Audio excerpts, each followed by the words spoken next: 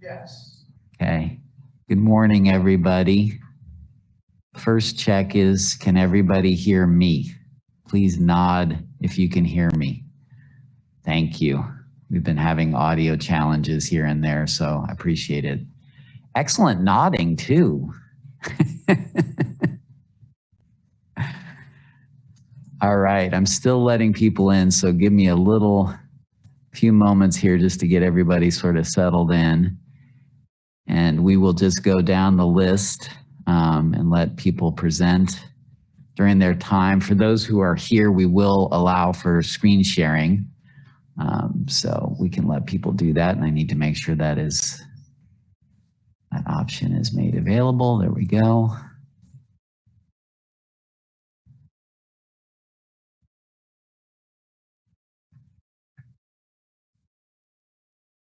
Okay. My name is Porter Arneal, Director of Communications and Creative Resources. And we are here this morning for 3-minute presentations by our TGT grant program applicants. We have several board members here, and those who are not here are, I'm recording this so that they can view these presentations later. So we are recording. We are also broadcasting this live to YouTube so that other people can watch from there as well. So we'll have a recording on YouTube as well. So with that, I'm going to let the board members who are present just to introduce themselves as a starting point. Mary, would you start us off just briefly? I'm Mary Doveton. I'm the representative from the Cultural Arts Commission. Thanks, Mary. And Sue Shea? Hi, I'm Sue. I am a retailer downtown Lawrence, and I've been on the committee for a few years. Thank you, Sue. And Peter, if you'd introduce yourself. Hi, I'm Peter Babkowski, and I represent Explore Lawrence. Thank you. And as I said, other board members, Katie, sorry. Katie, can you introduce yourself? Hi there, I'm Katie Tygreen. I'm the General Manager and Director of Sales for the Best Western Hotel here in Lawrence. Thank you, Katie. And I see somebody on the phone. I just want to make sure I don't miss any board members. Is there another board member present at this point? Okay. But like I said, we're recording this, so they'll be able to view these as well. So we'll go from there. So with that, let me start the process. And our first presenter is U.S. Endurance Grinder Nationals. And I see Troy is here. Troy, take it away. Okay, thank you. I'll just give a quick overview and then answer any questions, I guess. The U.S. Endurance Gravel Grinder National Championship. It's a 100-mile national championship bicycle race held on the gravel roads around Lawrence, Kansas. The race starts and finishes at Johnny's Tavern on North 2nd. We usually use the road, the gravel road there that's on the levee to start and finish. We also include with that a second ride, which is called the Gravelers Raid, which offers a 25 and 50-mile non-competitive just ride option, which really expands the pool of potential riders to just about anyone who can ride a bike. So that increases the attendance and obviously the economic impact for Lawrence. We kind of bring in revenue to Lawrence in 3 ways. We attract racers to the area in the preceding months. A lot of them will come and ride to familiarize themselves with the area. And then there's obviously the guys that all come in, guys and girls that come in for the event.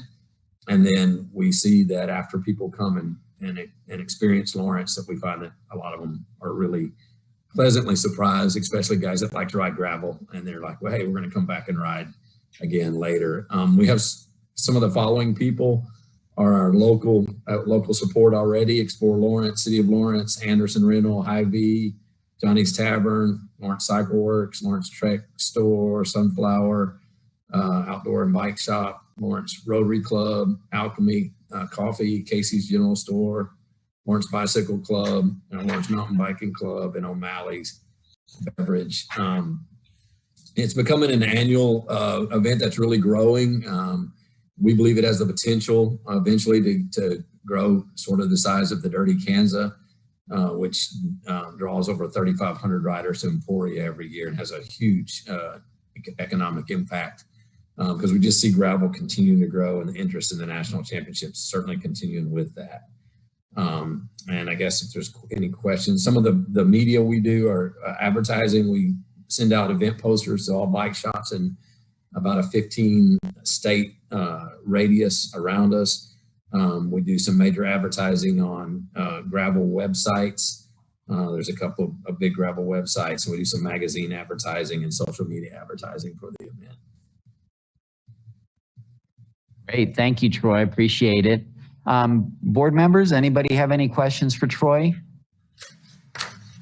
I do. I just noticed, well, maybe you said it and I was trying to listen very closely, but how many riders do you think, I mean, you've done it for 3 years. Has it been growing each year, and how many riders do you expect? It has grown every year. This last year we had a little over 300, which we were really happy, especially with COVID, having that type of numbers, and also not having to cancel it was great. So we feel like we're going to continue to grow that thing, like I said, and we feel like we're growing around 100 riders every year, but we're hoping to maybe do a little bit bigger social media push to see if we can really bump that number up. Good question. Any other questions for Troy?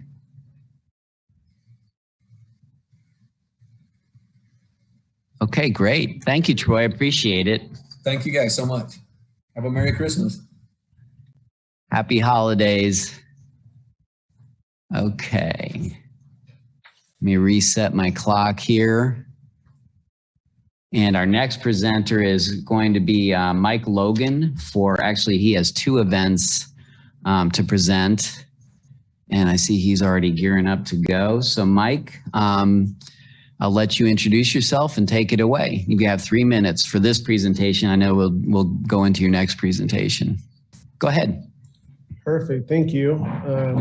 Thank you for having me this morning. My first presentation today is for Bottleneck Bottle Rock.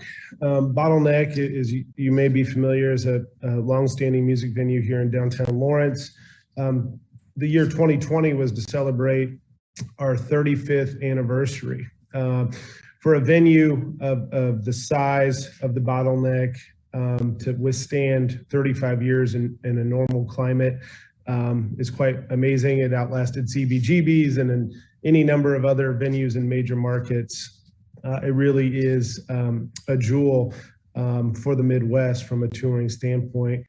Obviously 2020 wasn't the time to celebrate, and 2021 not quite there yet as well. So what I'm proposing in 2022 is a celebration of the Bottleneck, an inaugural event called Bottle Rock. This would be a 1-day event that would start in the afternoon timeframe on the 700 block of New Hampshire and run through the early evening, free and sponsor driven. And the intention is that the Bottleneck is able to call on some of those names that are hanging on the wall inside the venue to help us celebrate in a proper fashion. I've had some success with other venue-driven outdoor events, with the Granada reaching outside its 4 walls and in the immediate vicinity with Live on Mass in years past.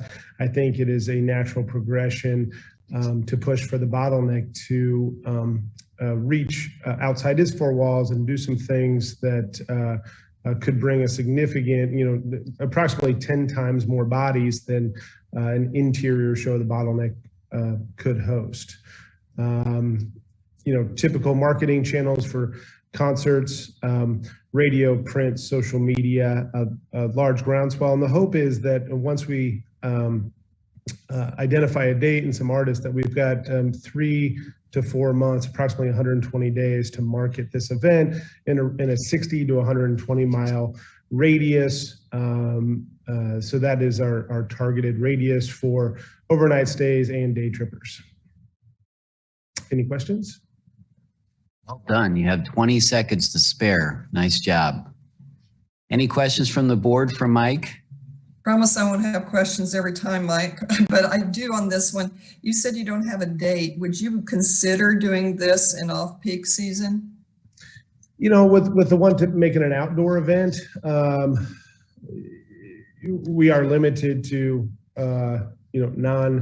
non-snowy days. We had some luck hosting an outdoor event downtown at the end of October this year, as early as early April. But generally, I think this would probably land in the May through August timeframe. Okay, thanks. So, Mike, about how many people do you anticipate? I know you said considerably more than would fit inside, but do you have any ballpark figures in mind? 4,000 to 5,000 bodies would be the anticipated attendance for an event like this, based on the anticipated talent budget and associated marketing budget. Thank you. You're welcome.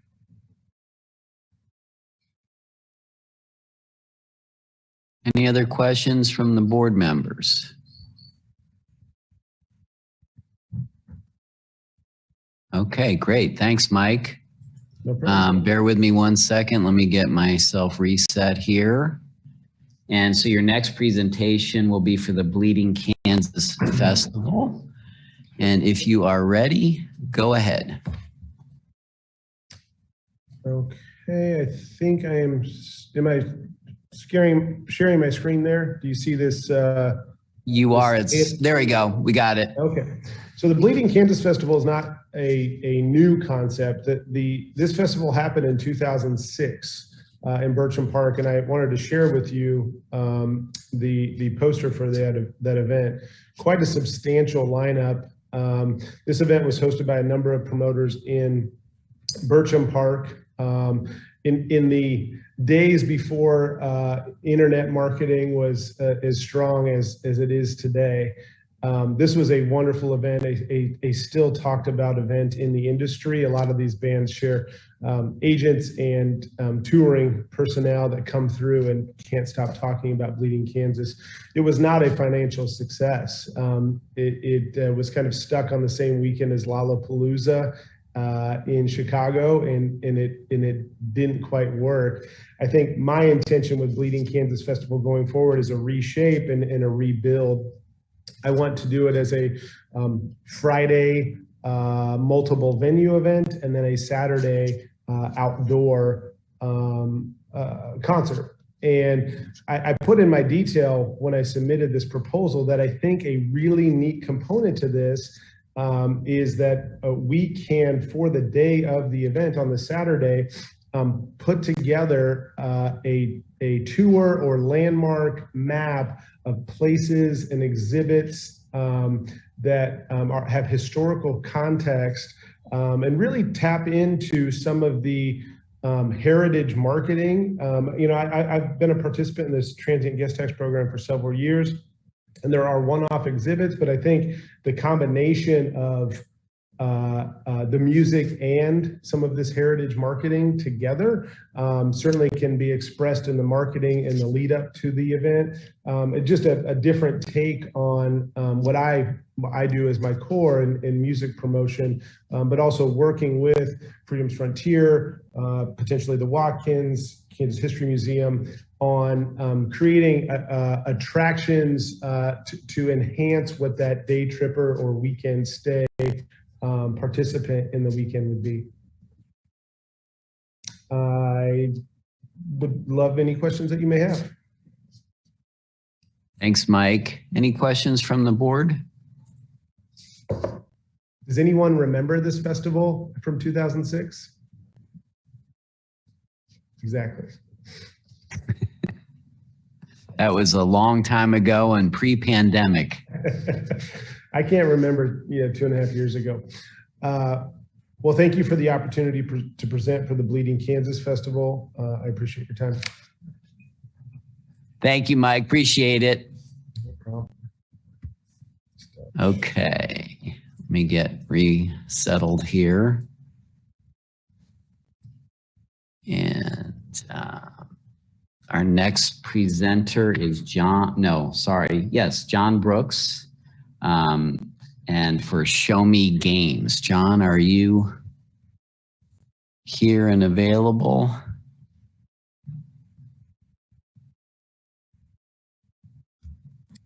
Can you hear me? There we go. Yep. Now we can hear you. All right, I had to unmute. Sorry about that. That's okay.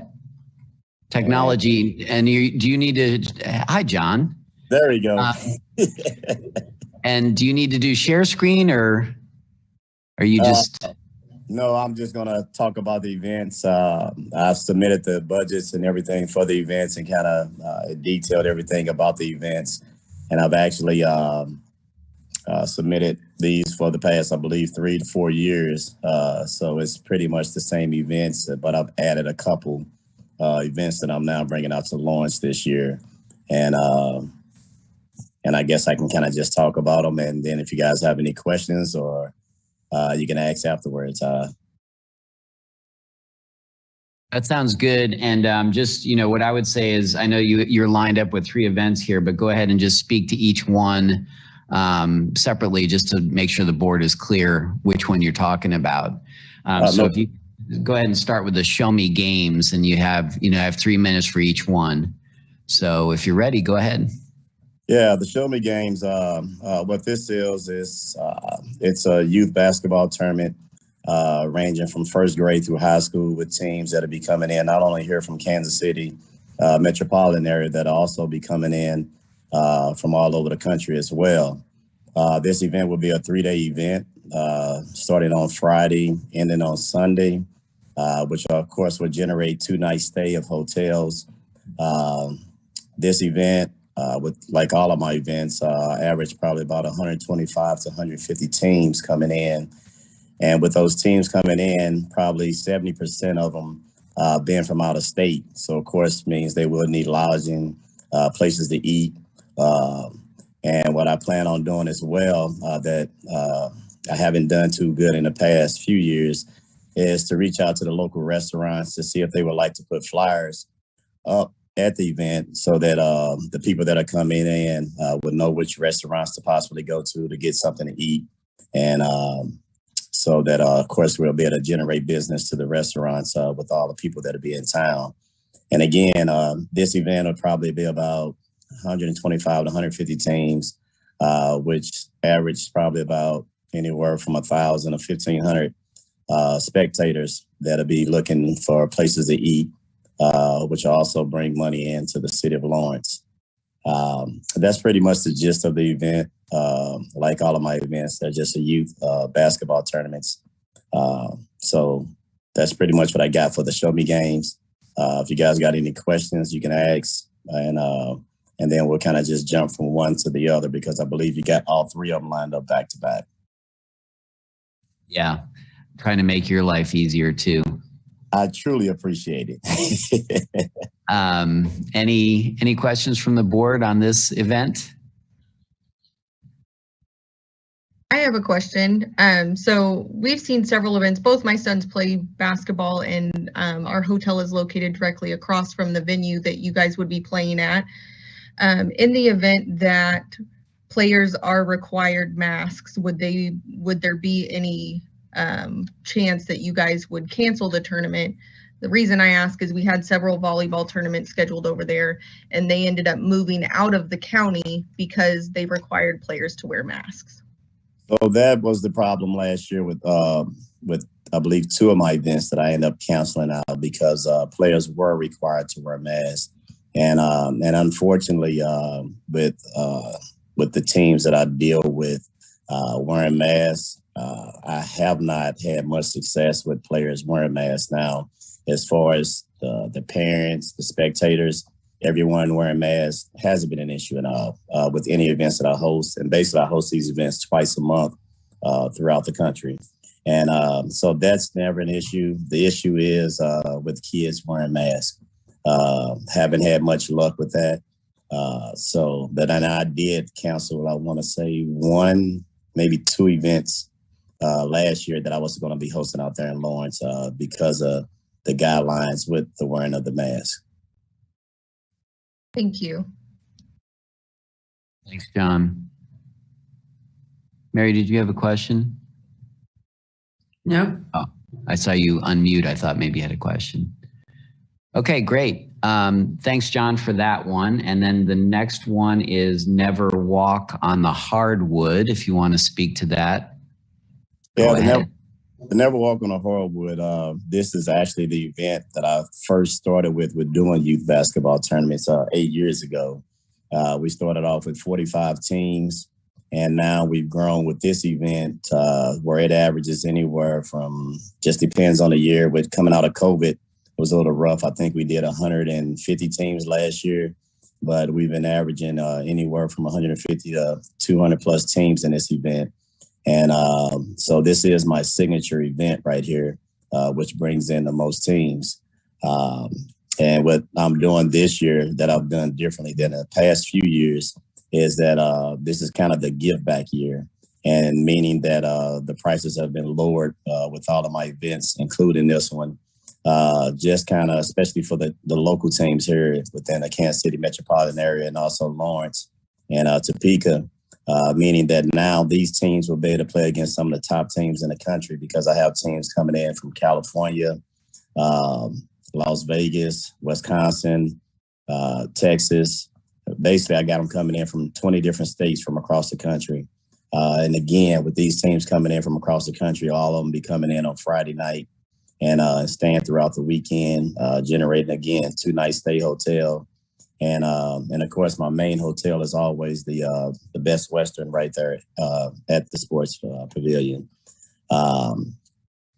Again, this is the one that started everything here. This is the one that generates the revenue for the non-for-profit organization that I run, which my youth basketball teams are under. And basically, what I do with these events is basically the profit from those events. It basically it sponsors my program.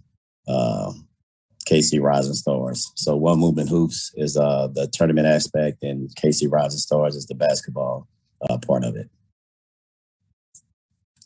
Thanks, John. No problem. Okay, so any questions from the board on that event? Yeah, John, on this event and the previous one, are these going to stay in Lawrence, or do you move these around every year? Do they have different venues all the time? So these events stay in Lawrence. The only reason I moved this event last year was due to the COVID guidelines that you guys had. And this event, I moved it to Wichita last year. But for the past 5 years, I've held this event out in Lawrence. Of course, I used to work with Chad before he left, and now I work with Taylor. And what Taylor does for me, same thing that Chad does for me, is that in the event that Sports Pavilion is not big enough, he's reached out to the local high schools. And I've also used the local high schools in the area as well. And for clarity, for those who may not know, Taylor works for the Parks and Rec Department and runs Sports Pavilion Lawrence. Oh, I'm sorry about that. I guess I should have. That's okay. No, I just want to make sure they all understood that. No problem. Okay. Okay. And you have one more, Midwest One Movement Basketball Camp. Now this one here is really kind of big to me right here, because this is, when I say a give back year for me, this is one that I'm kind of giving back. With this event here, I'll be bringing in 21 coaches from across the country. And what these coaches will be doing, they're skill development coaches. And so we're going to put on a camp. And with this camp, they'll basically be teaching kids the fundamentals of the game, doing speed and agility drills. With these coaches, of course, what I'm going to do, pardon me, I'll be putting the coaches up in the rooms. They're over at the Best Western for the 2 nights. Also, we'll give them a stipend check and for their lunch and dinner each night, so that they can take care of the kids and put on a good show for the kids. And with this camp, what I'm going to do, the camp for all the local kids, of course, here in the KC, when I say KC metropolitan area, is Kansas City, Lawrence, Topeka, Olathe, all these kids here locally, they'll be discounted for this event to half price, where the kids only pay $100 for a 3-day weekend. And then all of the out-of-state campers, they pay a little bit more. And the purpose of them paying a little bit more is so that it covers the cost of all the coaches that I'll be bringing in from across the country to put on this event. And then and with this camp, it'll probably be about, again, probably about 60% of that of the campers will be from out of state. And again, of course, when you come in from out of state, again, they'll need the lodging, of course, places to eat or whatnot. And the Best Western is always my go-to hotel where everybody comes in, is where I do my registration for the camps and the tournaments. And this is, of course, where I stay as well, so that I can kind of be involved with all the coaches that come in from out of state. And that's pretty much the gist of what I do. And again, all the events that I do, although I don't have kids from Lawrence, I do have kids from Kansas City, Olathe, Topeka, North Kansas City that participate in my organization. And what we do is we take these kids and we travel all over the country with these kids, just basically to give them an experience of a lifetime. So that is the purpose of all the events that I host. And I host it in Lawrence, of course, because of the venue, the sports pavilion. It allows me to keep majority of my event underneath one roof, because I can change that from 8 courts to 16 courts at any given moment. Thank you, John. No problem. Okay, any questions from the board on that event? This is Mary. John, I just want to clarify. So the last event is a camp. Yes. And the other 2 events are both tournaments. And I didn't hear any difference in the 2 tournaments. Are they for different age groups, or are they the same population? Or? No, so here's what it is. The tournaments, they're for the same age groups. They'll be from 3rd grade through high school.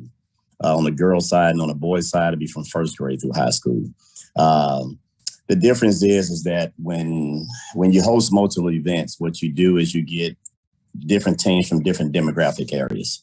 And so, like, one event I may pull, like for the Show Me Games, that'll probably pretty much pull throughout the Midwest. When I say Midwest, I'm ranging from Illinois to Oklahoma, Arkansas, to Iowa, to Nebraska. The Never Walk on a Hardwood. That event, I'm going to get teams from all over the country. And that event basically brings in teams from about 20, 21 different states that'll be coming in for that event. And because that event is my signature event. That's the event that I started with. I've been doing it. This will be my 8th year doing that event. And right. So what's the difference between that one and the other one? The only difference is that everybody across the country knows about it. That's the biggest difference. Really, in a nutshell, a basketball tournament is really a basketball tournament. And but the difference is that I get more teams from different spots in the country because everybody knows about it. And I'll be bringing in some of the top teams in the country that comes to that event. Thank you. No problem. And did you want to know the difference about the camp, or did you pretty much get the difference with the camp? No, I understood the camp. Okay. Sorry about that. I just wanted to make sure. I didn't know if you wanted an explanation behind that one as well. No, that's fine. Thanks. No worries. Thanks, John. Any other questions from the board? Okay, great. Thank you, John. Appreciate your time. No problem. I appreciate you guys. Take care. All right. Thanks. Bye. Okay. Next on the schedule is the Kaw River Roots Festival. And before we do that, I just want to ask everybody, if you're not actively presenting, can you please turn your video off? We're just trying to keep it minimized so that there's not too much activity on screen. So each presenter has a plenty of time and can see the board members as well. Thank you. I appreciate that. So we have Mike Hanna here. Hi, Mike. Hi, Porter. Thanks for having me here. And thanks. Go ahead. Sorry, I won't interrupt you. You're raring to go. Go ahead. Thanks. Well, I'll keep this as brief as I can. I appreciate the time of the committee today. I'm Mike Cannon with Cod River Roots Festival, and the purpose of Cod River Roots Festival is to become a signature destination event to bring in people from all over the United States to spend multiple days in Lawrence for a 2-day, hopefully soon to be 3-day music festival as we continue to grow this. And that's the purpose of it too. We really believe in the mission of reconnecting the community with the riverfront, especially our downtown merchants, and not only bringing in people to spend money at the hotels, but the restaurants and the retail as well in downtown. So we were a grant recipient last year, and we did put on our event in August. So thank you for the support. The event, we had over 550 attendees, including 400 plus pre-sold tickets. Unfortunately, the event did coincide with the Delta surge, so that did put a little damper on our ticket sales. So we are expecting this event to actually potentially have double the attendees this coming year in 2022. But from those attendees this year, we had 9 different states represented from our ticket buyers and 5 other states from our artists alone. So we drew in people from a great distance. People came from Maryland and Austin and Boulder, Colorado. And that's really the purpose of this event. That's the only way that this event continues to grow and be successful. And that's where our marketing dollars are geared towards. We know that the Lawrence music fans are going to show up for this, but there is a big market out there for curated talent of festivals that are multiple days, and there's a lot of competition for those ticket buyers. So we brought in 25 acts, some great national talent, 2 Grammy Award winners, and the best fiddle player alive, at least in terms of bluegrass. So that was part of the reason why a lot of people came in from out of state. And again, that's something that we're going to continue to do. We did partner with a hotel that was adjacent to Abe and Jake's, which is where this event takes place in downtown Lawrence. And we had 87 rooms booked through the weekend from our festival. We sure that some other people stayed at a different hotel, but we actually sold hotel rooms to our ticket buyers through our website, which is something we'll continue to do because again, that is very, very important to us. And there's a lot of competition, like I said, for these ticket buyers out there. There's some great curated roots festivals in places like Columbia and Fayetteville that are ahead of us, quite frankly. And last year was our inaugural year. So we're really trying to step up our game this year and continue to deliver great talent and attract people from far and wide. We think that this really represents the Lawrence culture. And we appreciate you guys supporting it last year and hope you continue to do so in the future. I'd be happy to answer any questions. Like I said, we are hoping to expand this and make it a destination landmark event for years to come. That was spot on. Exactly 3 minutes. Well done. Thanks, Mike. Appreciate it. Mm-hmm. Any questions from the board on Mike's event, Cod River Roots Festival? Okay. I think they're satisfied. Thank you, Mike. Okay. Appreciate it. Yeah, thanks for your time. All right. Next on our schedule is the Belgian Waffle Ride.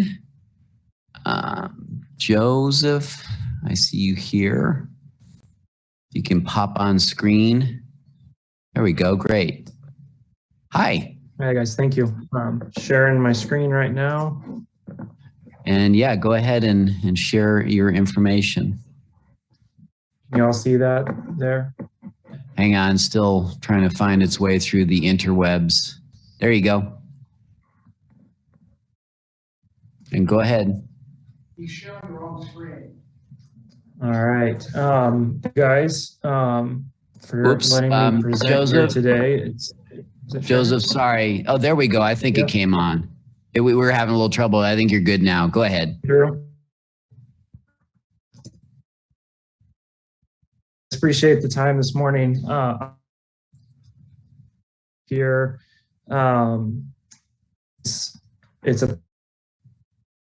the new event that we brought to town. Hey, Joseph, I think we're having a little internet challenge, so I would suggest you turn off your video so we can just. Right. You're real choppy, so let's see if you turn off your video if that helps.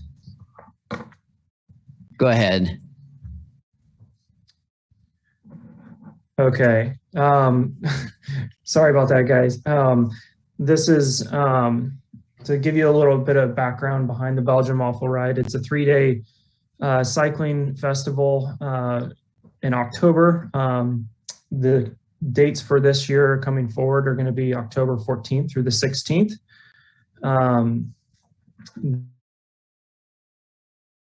Comprised of 3 days, being a Friday night concert in coordination with the Granada. Mike Logan helped us this past year to promote that, and was, for being a late October event, this past we hosted the event over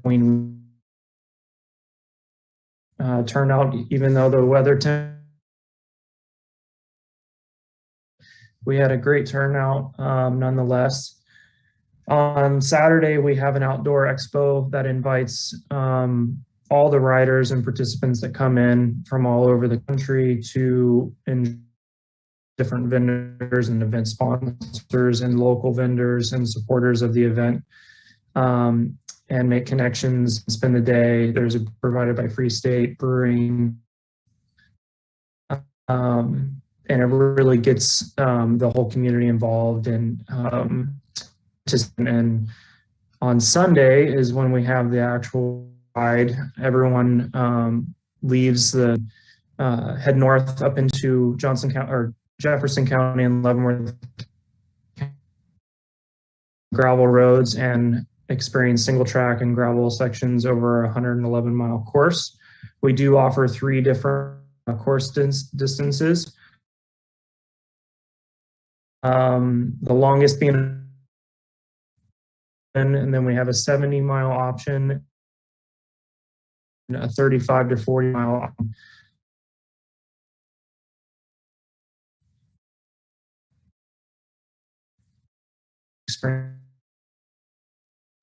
Joseph, For unfortunately, Anders trying out, and the riders include everyone.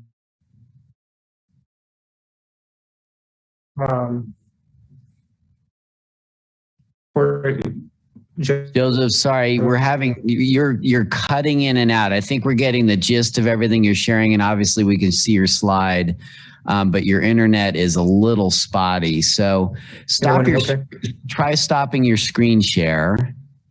Keep your video off. Okay.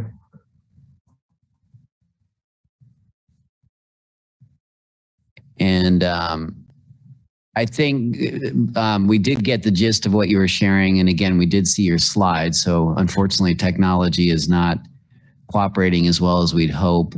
Let me see if the board, does anybody have any questions for Joseph on this event?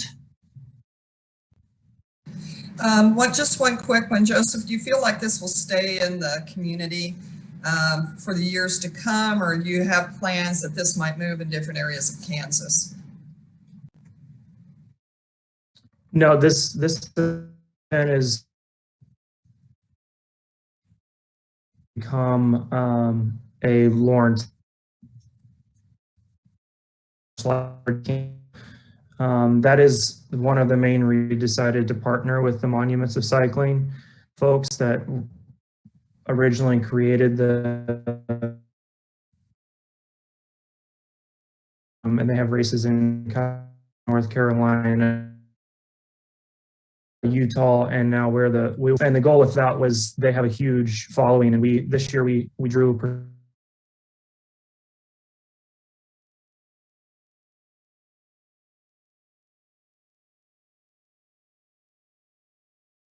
Joseph, unfortunately, you cut out. But that with that coming in, can you hear me? It's cutting out. I think, let me check in with the board. I mean, I feel like we heard enough. You were in and out, Joseph, so it's just unfortunate. But again, I think the board, let me just check with our board members here. Are you all satisfied that you have the information you need? Okay, I just want to make sure you guys are okay. Joseph, it wasn't horrible, but it was kind of spotty and that underwater sound. But anyway, I think you were able to share enough information. And like I said, we saw the slide.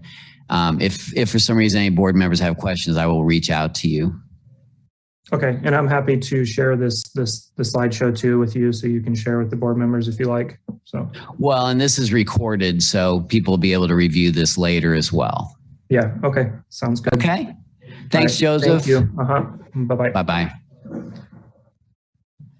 Okay. Let's see. Belgian Waffle Ride. So the next event is the 62nd annual Downtown Lawrence Sidewalk Sale.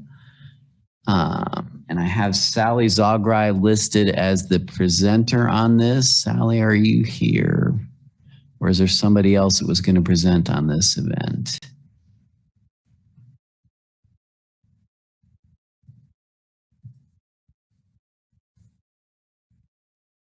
Okay, I don't see anybody turning on their camera, and that's fine. We intentionally make this open-ended so we can always adjust it. So I will mark that this is still due, and we'll figure out who's going to be presenting on that. So the next event on our schedule is the Retro Cocktail Hour 25th Anniversary Concert and Celebration. And there she is.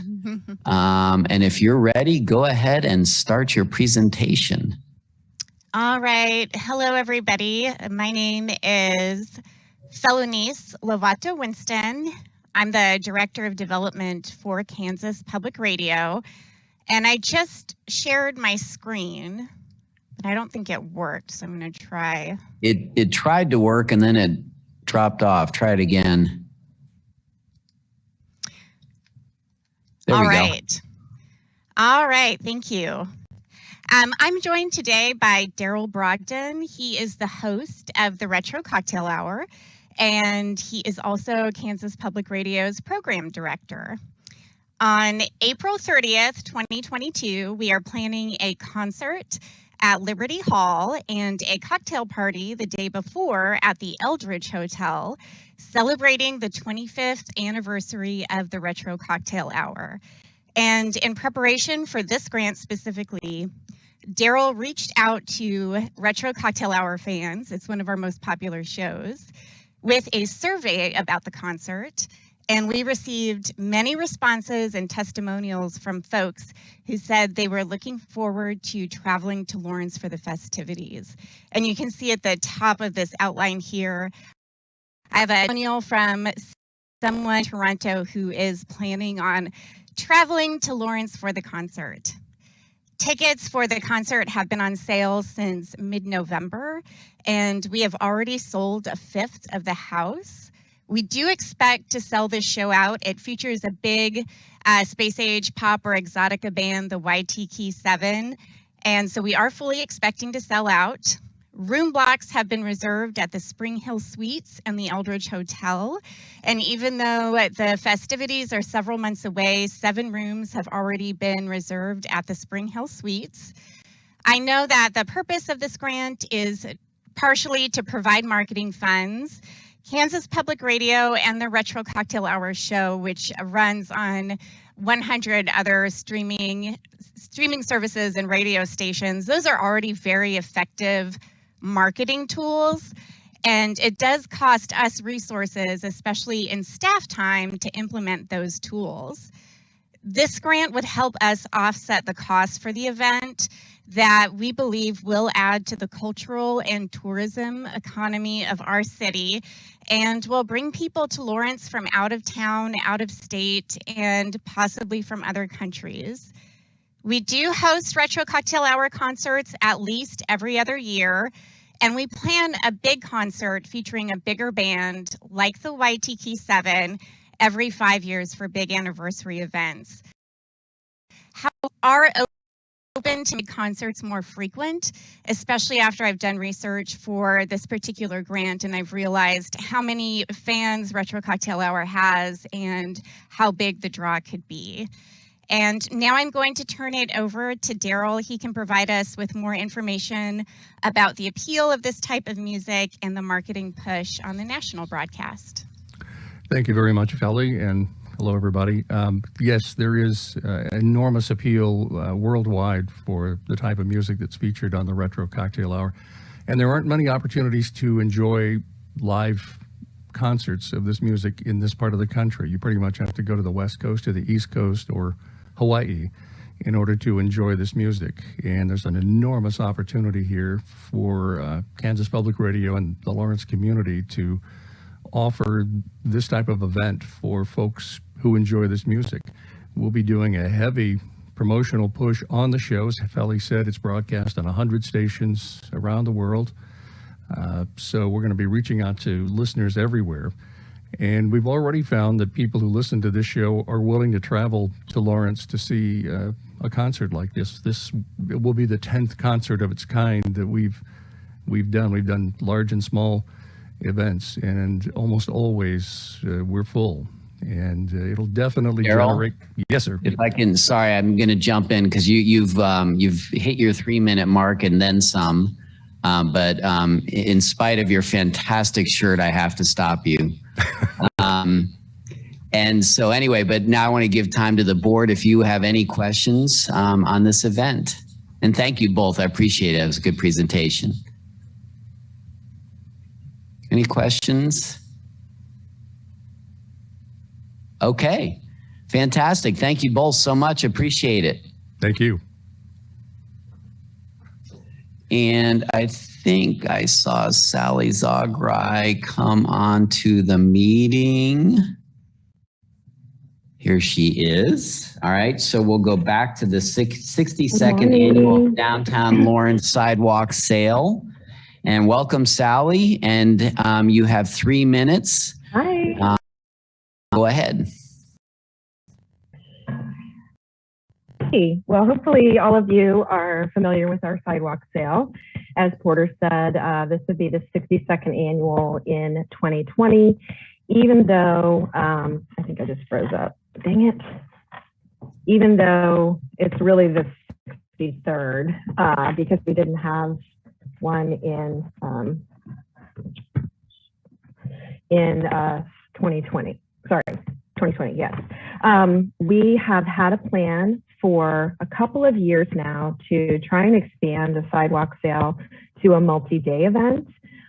That is common in a lot of our peer communities. Either they have a sale all week long, or they'll have it, you know, starting on a Thursday, Friday, or a Friday, Saturday, Sunday, to showcase their local retailers and for the retailers to be able to make a party out of putting things on sale, I guess. Sue probably knows better about how much of a party some people put on, coming from the retailer's perspective. But this is one of our oldest events here in Lawrence. It started in 1959.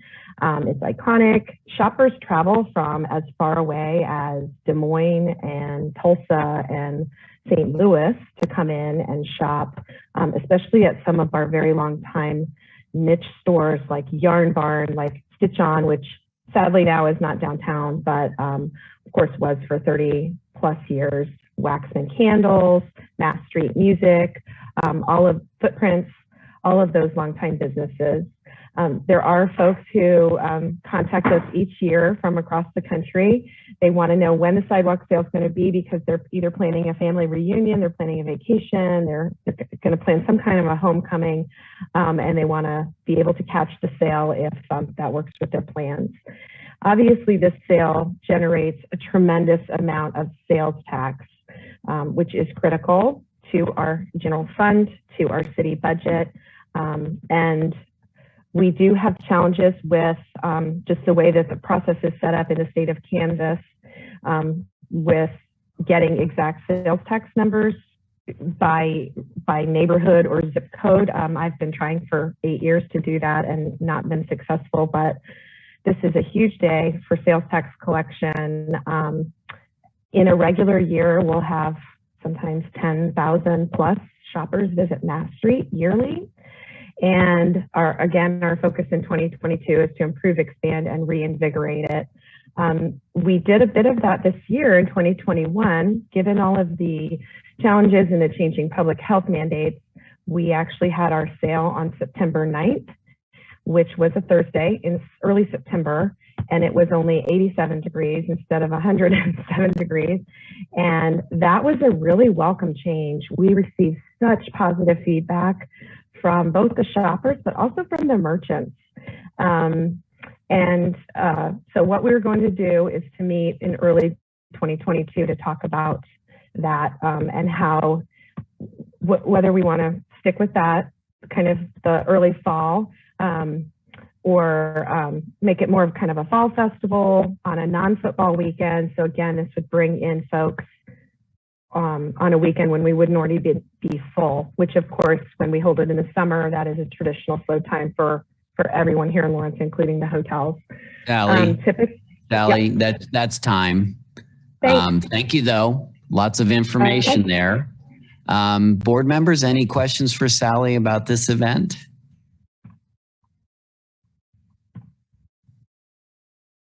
After 63 years, I guess everybody's pretty familiar. Great.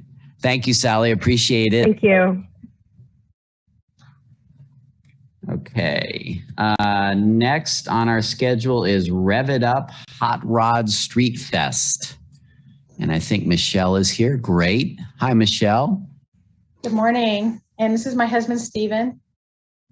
Hi. Great. Thanks. And I will let you take it away. Go ahead.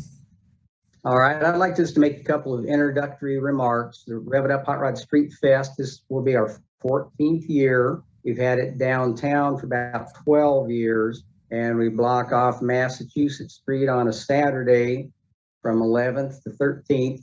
And we just fill the street on both sides with just beautiful custom cars, and Parks and Rec has allowed us to park some on the grass on the northwest area. Last year we had about 320 cars, and with each car brings in 1 to 2 people.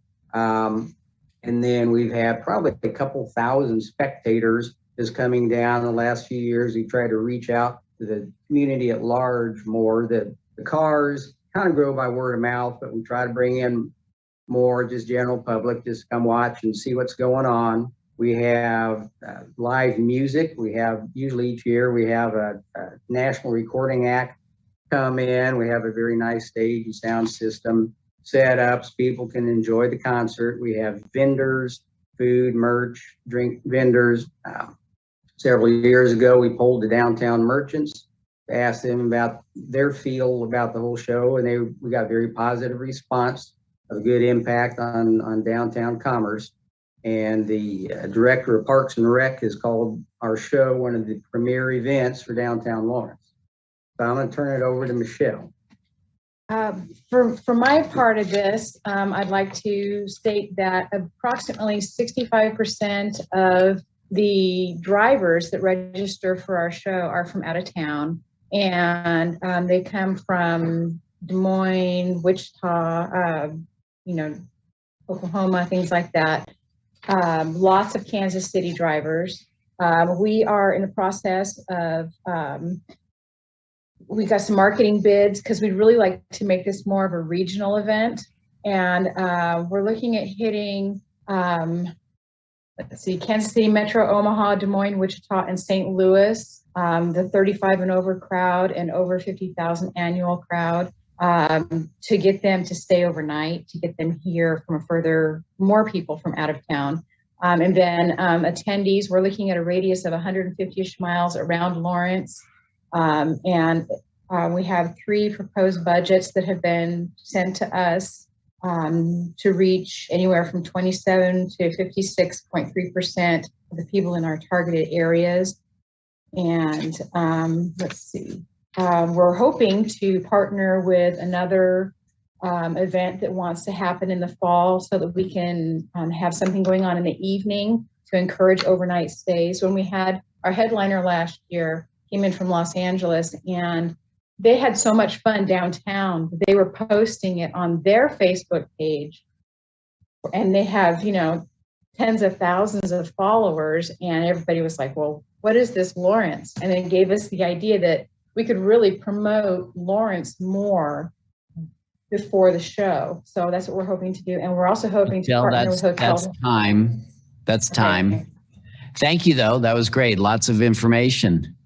Any questions from our board members on this event? Okay, great.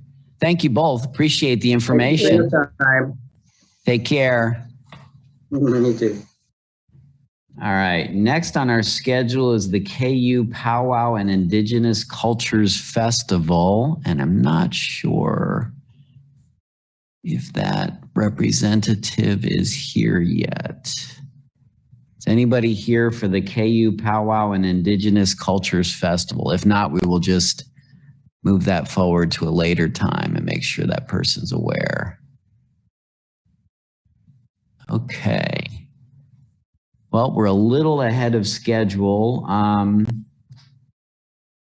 We can either, let me see.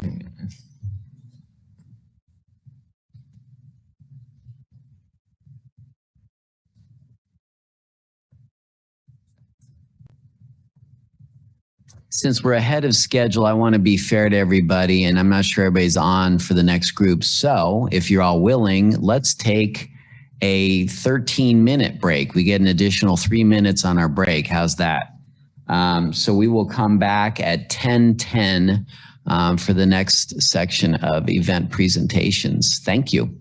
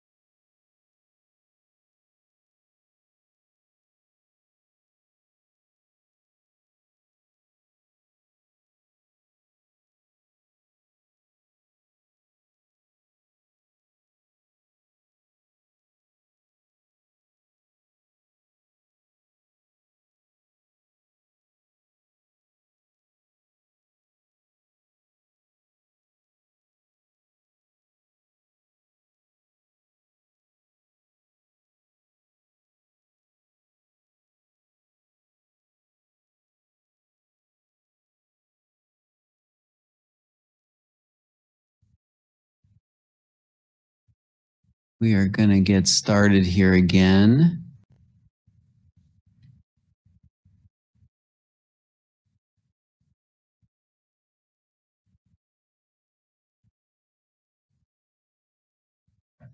Okay, just a reminder to everybody, we have our board members here. I'm asking people to keep their video off unless they're actively participating. Everybody has 3 minutes for their presentation.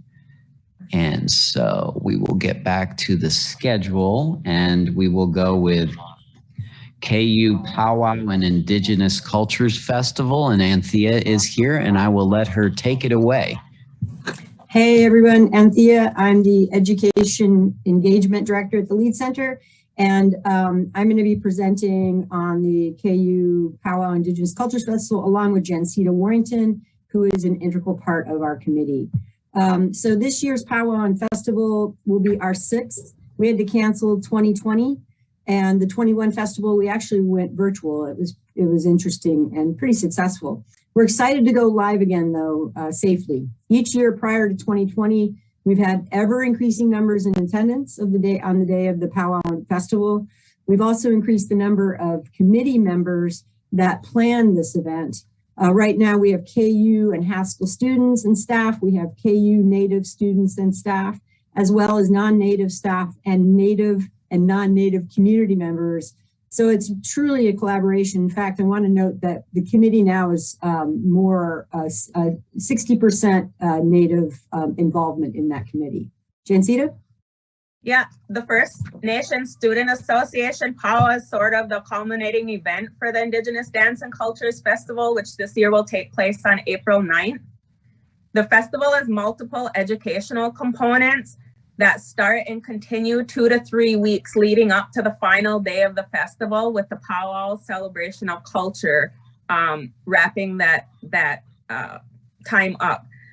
These supporting events include film showings, documentary features with post-showing panels, various exhibits at the Cider Gallery, as well as other public sites, visiting Indigenous artists as part of the Indigenous Arts Initiative that's loosely tied to the festival, a community wellness 5K, various lectures, and interactive and engaging workshops.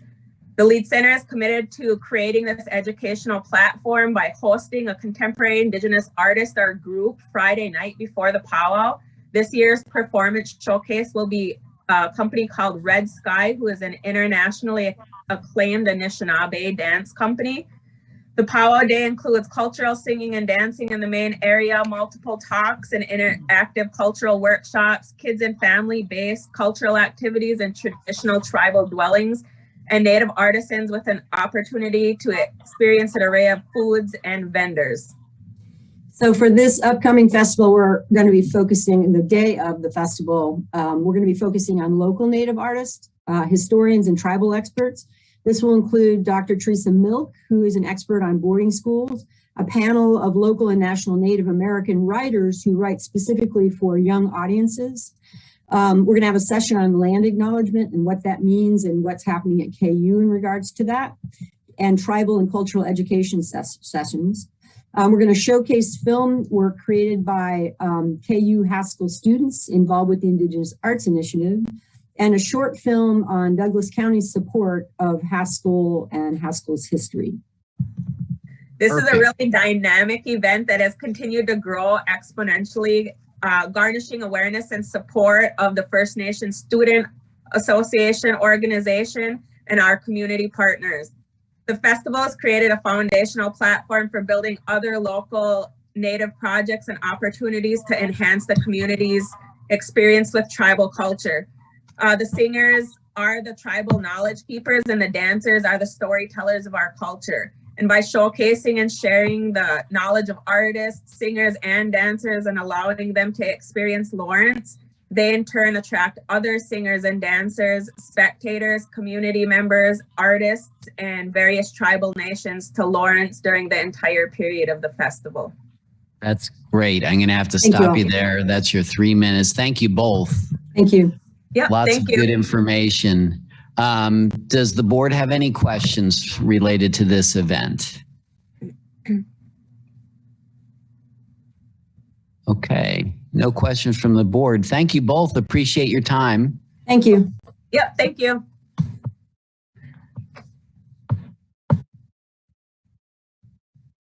Okay, next on our schedule is the Nutcracker, a Kansas ballet. And it looks like, is it Hanan? Hey, you're very close. Hanan. That's how you would say that. I put my accents in the wrong place, but thank you. Welcome and thanks for coming. You have 3 minutes and you're welcome to share your screen if you want to, but I will let you take it away. Thank you. Wonderful. Thank you. Well, good morning, everyone. My name is Hanan Misko, and I'm the School of Dance Director here at the Lawrence Arts Center, as well as the Artistic Director of our Nutcracker production. I'm pleased to be joining you all and appreciate the opportunity to speak with you about the Nutcracker, a Kansas ballet. As some of you may already know, this ballet is the pinnacle of the holiday season for the Lawrence Arts Center. And we just finished up our 2021 run of this production. And we're delighted to have all our shows sold out. The performance this year included over 100 dancers, a live orchestra of 12 musicians, and 50 staff members and volunteers. We had a very enthusiastic response from our audience, many whom which expressed to us how they missed the show in 2020. The picture behind me, just to share with you this is a picture captured from 2019, the last time it was safe for us to do a group photo. And it'll give you a sense of all the different characters and colors and people involved in the show, at least from the stage perspective. Our audience members come from all over the region to experience the magic of this production. This family-friendly show not only features dance and music art forms, but also visual arts. We employ local artists to help make our sets, backdrops, props, and so much more, including local artist Kent Smith, who made our fantastic mouse mask. This is a really special production. And compared to other productions, it's tied into our local community and its history.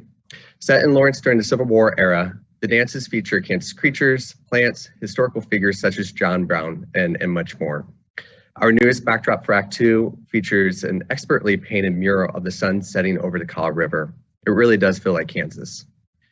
Planning for the production never stops, and we have already begun planning for 2022 with the hope and excitement of it being our 20th year anniversary since the first ever Nutcracker production back in 2002.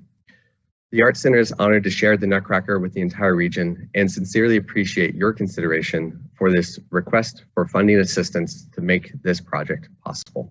Thank you very much. Great, thank you very much, Hannah, I appreciate it.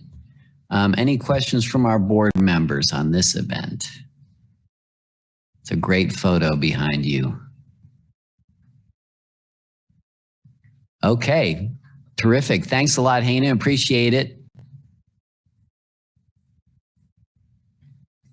And our next event is the Free State Festival 2022. And Marlo is right on her screen share.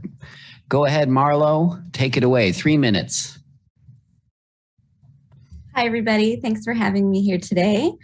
This is the Free State Festival 2022. We celebrated last year with the outdoor celebration of cinema, and we were delighted that our partners, such as Theater Lawrence, the Lawrence School District with the College and Career Center, and the Lead Center and the library really stepped up and provided a showcase for these films and made it possible for us to celebrate safely. We had so many people that attended the event.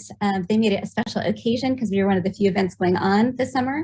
So they brought families back, students came back that had graduated from KU to experience an event safely that was outdoors.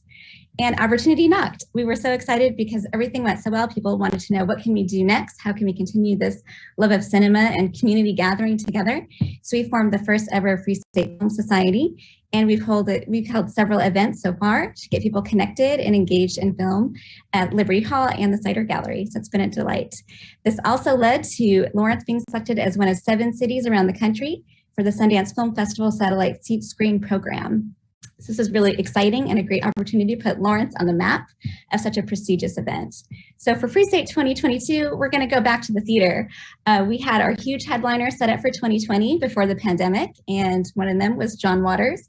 So we're excited to bring him back to Lawrence. This is one of several cities that he's doing in 2022.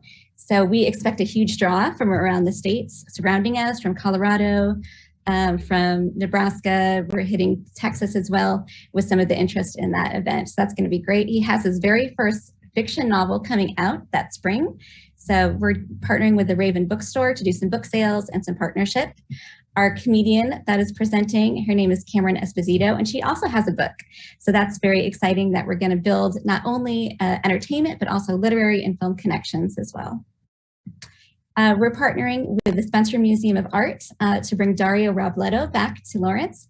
He came and installed a work called The Aorta of an Archivist during the pandemic at the Spencer, where they had very limited capacity. And they had interest from several states where people flew in, such fans of his experimental work. So we're going to showcase this to a larger audience during the Free State Festival this spring.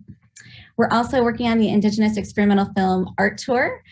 This will be a showcase. We're partnering with the Lead Center and the Indigenous Powwow Festival. That was the week before that presented earlier, and presenting some great films that will be showcased along downtown, where you can walk and see an experimental film, have a map, and then go to a different location. So get people out and about, experiencing the community and having a first look at these great films.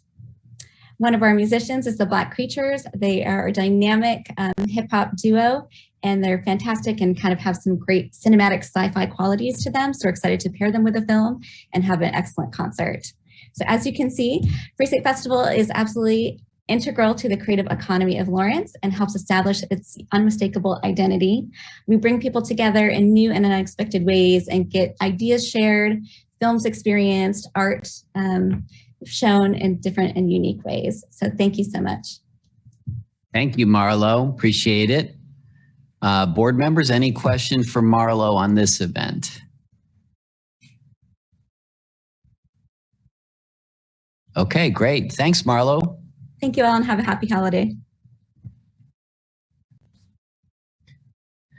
All right, next we have Lawrence Restaurant Week, and I think Cody is here to present on that. Cody, you have 3 minutes. Take it away. Hi, everybody. Can you see my screen? Yes. Okay, awesome.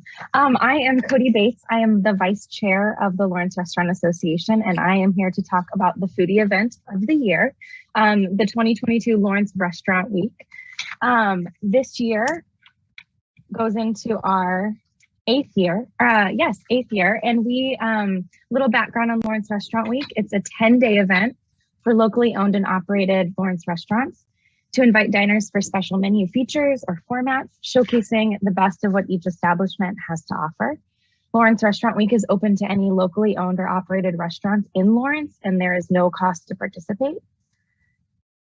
What does Lawrence Restaurant Week do? We aim to highlight the eclectic and expansive dining scene across Lawrence to attract local diners and, more importantly, visitors from surrounding areas for the special 10-day event. Our goal is to drive traffic to restaurants during a traditionally low volume timeframe. And we also this year are really excited to promote awareness and generate donations for the Lawrence Restaurant Association's Hospitality Workers Relief Fund, which was an aid fund that developed out of the pandemic as a way to provide emergency funds to hospitality workers. The Lawrence Restaurant Week for 2022, sorry for that 2021 date, but it will be January 21st through 30th of 2022. So it's coming up. And what's new in our 8th year? We've partnered with Explore Lawrence and DLI this year to create an even greater marketing reach. Traditionally, this event was something that came out of Downtown Lawrence, Inc. And then last year, Lawrence Restaurant Association kind of took that over and worked with DLI on some of the marketing programs that they had developed when it was under their umbrella. And this year we've expanded that to include Explore Lawrence's vast reach for some really great regional marketing. We are also updating our app, which launched last year, to accommodate more real-time information and advertising opportunities. So another interactive way during the 10-day timeframe to get folks engaged in all the events and all the restaurants that are happening. And we also this year, as I mentioned, are promoting our Hospitality Workers Relief Fund and generating donations from diners. We have plans for some check presenters on site at the locations, at the various participating locations, as well as a link directly from our app. And this is a lot of information, but I'll sum it up and say why are we a great fit for TGT funds? As you can see some of these numbers, we have a really large reach in what we're able to do. Over the last 8 years, we've built quite a bit of social media capital, and we're excited to continue to expand that and grow that. We've seen a lot of return and engagement with folks. And last year, something that was new, we worked with Midco to provide streaming service ad impressions and some TV ad impressions with Midco. And you'll see some of the channels those were and streaming services that those premiered on, but we're excited to continue to grow that aspect of it. And what we found is that this translates into bringing thousands of collective diners and drinkers into Lawrence restaurants, some local, a lot regional visitors. And the TGT fund specifically will directly support mobilizing this large audience, and the TGT funds will be used to directly support that marketing plan. Thanks, Cody. Thank you. Time. Appreciate it. Just want to make sure, does anybody on the board have any questions for Cody? Okay. Thank you, Cody. Thank you so much. Okay, next is the KC Pre-National Volleyball Tournament. And there is Mark. Hello, good morning, everybody. Good morning. Thanks for joining us. Thank If you'd you, like Porter. to, you can share your screen if you'd like to, and I will let you take it away, and you have 3 minutes. Thank you. Thank you, Porter. Thank you, board members, for letting me be here today.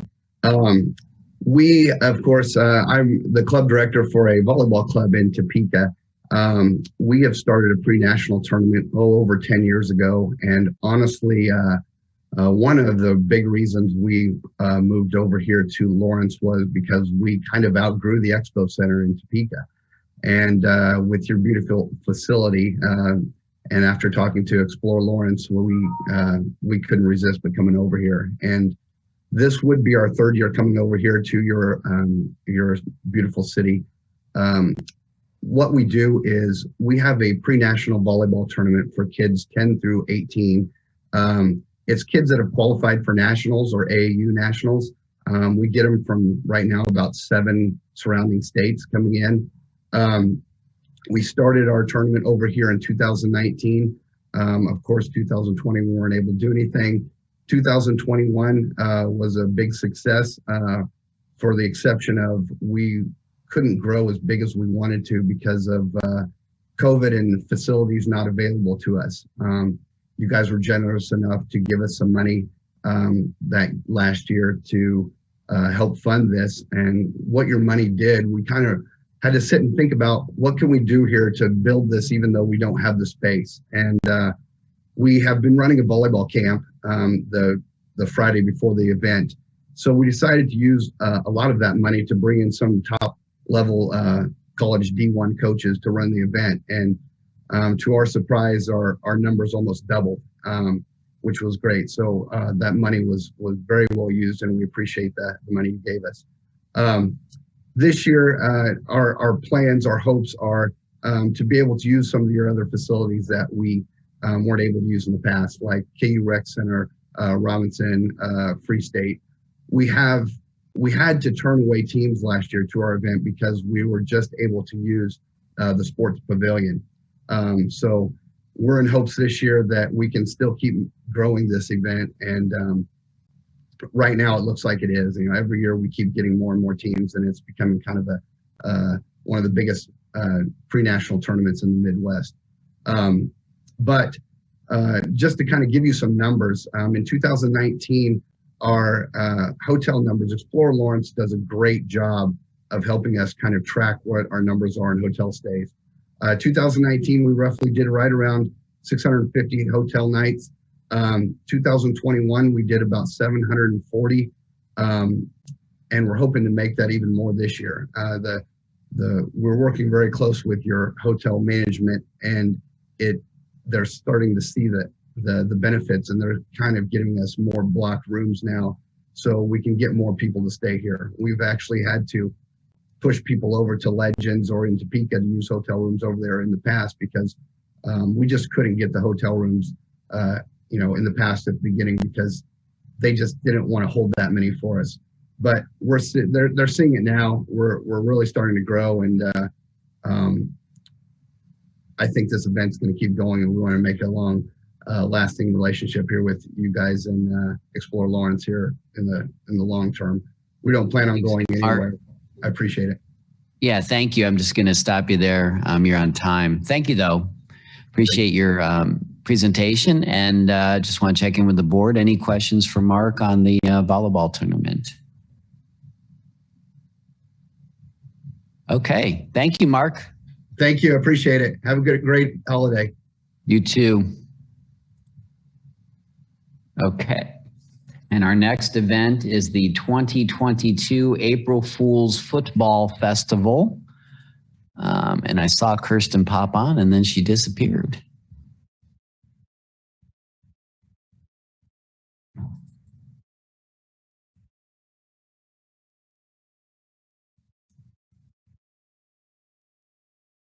And Mark, I'm going to ask you to, Kirsten's having some mic issues. Not the first to suffer tech issues, so we'll bear with you just a second here.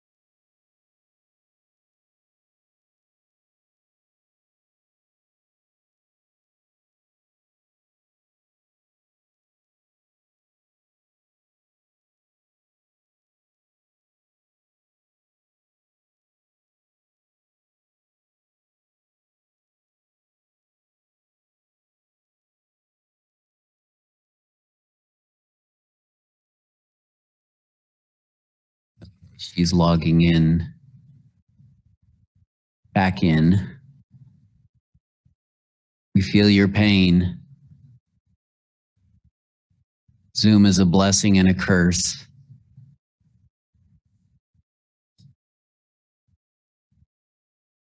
Uh-oh.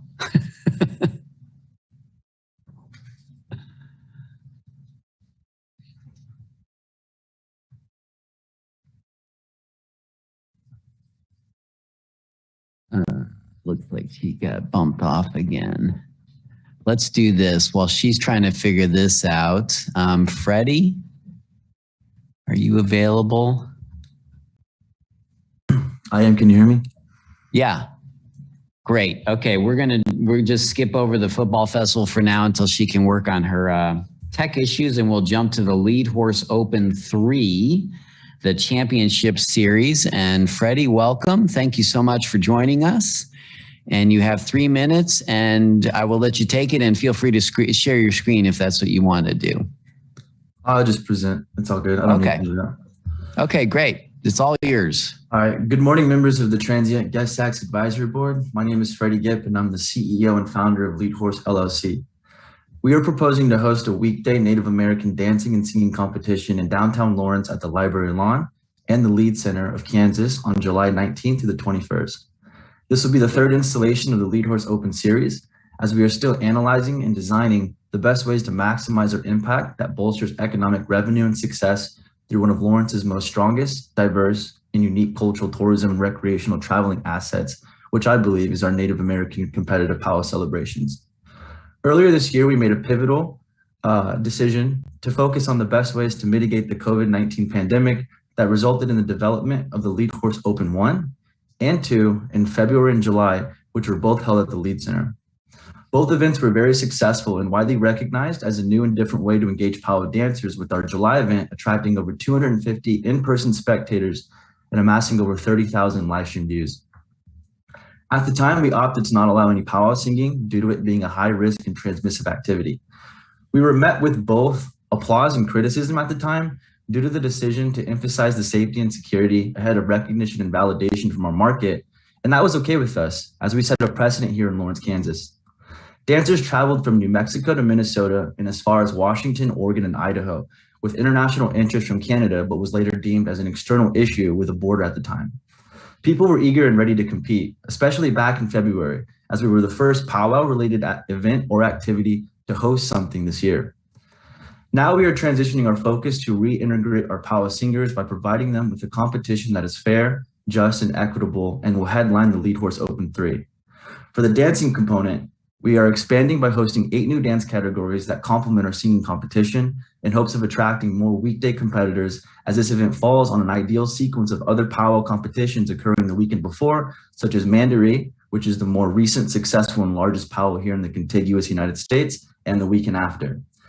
This past July, we only allowed 2 dance categories to fill in 40 spots, and this year there will be no restriction on quantity or age for those 8 new dance categories and 2 singing divisions, allowing any and all interested contestants to travel to Lawrence during the week. Lawrence is widely recognized as a viable area and destination driver for our powwow dancers and singers, and we believe it is time to enhance the character and reputation of the city as we embark on a new path that encourages individuality, passion, and economic self-sufficiency for our competitors and instant tourism for our community. My name is Freddie Gipp, and I'm the CEO of Lead Horse LLC, and that's my presentation today. So if you have any questions, just let me know. Thank you, Freddie. Appreciate it. Hang on. There we go. Any questions from the board for Freddie on this event? Okay, great. Thanks, Freddie. All right, have a good weekend. You too. Okay, and it looks like maybe your tech problems are resolved. Yay. I certainly hope so. I apologize, everyone. I thought I had it all ready to go, and then I don't know why, but no one could hear me. So again, thanks for letting me chat with y'all today. I'm Kirsten Judd. I'm the Deputy Executive Director of Sporting Claw Valley. I'm also the Tournament Director of the April Fool's Football Festival. Just a little bit of background for you. I know you guys have been just hearing tons of information today, but the April Fool's Football Festival is a youth soccer tournament, and it's scheduled for April 1st through the 3rd, 2022. It should be our 12th actual tournament itself, but we had one that canceled, obviously due to the pandemic, and so we'll say this is our 11th year hosting the event. The tournament takes place out at Clinton Lake Youth Sports Complex, and usually we have somewhere between 80 and 100 teams participate, with about 70% of those coming from out of town. The tournament's a fundraiser as well for Sporting Claw Valley. We're a nonprofit organization in Lawrence and have been since 1982, and we do everything in our power to structure our fees so that it's essentially revenue neutral for our organization. We want to encourage, obviously, as many youth players to come and play soccer. However, we find that more and more players are needing scholarships in order to play. So we have about $15,000 a year that we allocate for scholarships to players in need. And the proceeds from this tournament are used to help fund that scholarship program. So since COVID restrictions have lifted, we've actually seen this huge upswing in registrations, and parents are looking for ways to keep their kids active. However, they're also struggling more financially now, so we're getting more and more applications for scholarships. The tournament itself is it's beneficial to the community in many different ways. It's a 2.5-day tournament, so obviously families are coming in to eat and shop, and they spend the nights here. The past 3 years, we've had somewhere on the average of 50 to 150 nights booked in hotels. The tournament also provides jobs for our referees and volunteer opportunities for high school and college kids. There's an amazing oversaturation of tournaments, as you've probably heard in just your applications today, but Topeka, Kansas City, Manhattan, Wichita, we're competing for sports tourism dollars. And we want to obviously keep those dollars here in Lawrence and be able to bring this tournament and potentially have, others in the future. But we don't have a signature sponsor, or we're not seeking any additional financial support from any other organization. Any of the funds that we would receive from the tax grant program would be used just in the promotion of this tournament, so that we can continue to engage in more social media, more paid advertising, video production, email marketing, text marketing, things like that, to just to coaches and teams across the state. So that's essentially what I've got. I appreciate the opportunity to share information with you about the April Fool's Football Festival. Happy to answer any questions if you have those. Great, thanks, Kirsten. Any questions from the board for Kirsten on this event? Okay. Thanks again, Kirsten. Appreciate it. And congratulations on beating the internet. Thank you so much. Happy holidays, everyone. Take care. Bye. Okay, next up is the Lawrence Busker Festival. And I see that Richard is ready. Richard, you'll have 3 minutes. And you're welcome to share your screen, which you're already doing. So I'll let you take it away. Well, thank you, everybody. My name is Richard Renner, and I recognize most of you, and hopefully you recognize me as well, so we can skip with the formalities here. I want to share with you a video that I got several years ago from an out-of-town musician from Denver who did a great job just capturing the Lawrence Busker Festival. And I'll shut up and let you watch this for a moment.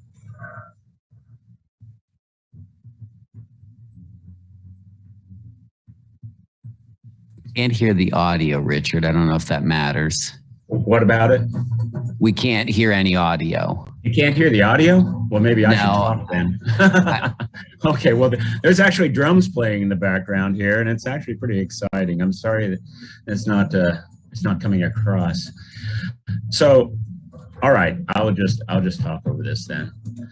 The Lawrence Busker Festival this year, we actually put it on after having to cancel twice in 2020. And we continue to try to create something new and different every year. The things that we've done in the past were Busker boot camps, where we actually Richard, sorry, now the audio is working, so it's interrupting your speaking. Okay. I'll shut up and let you enjoy it.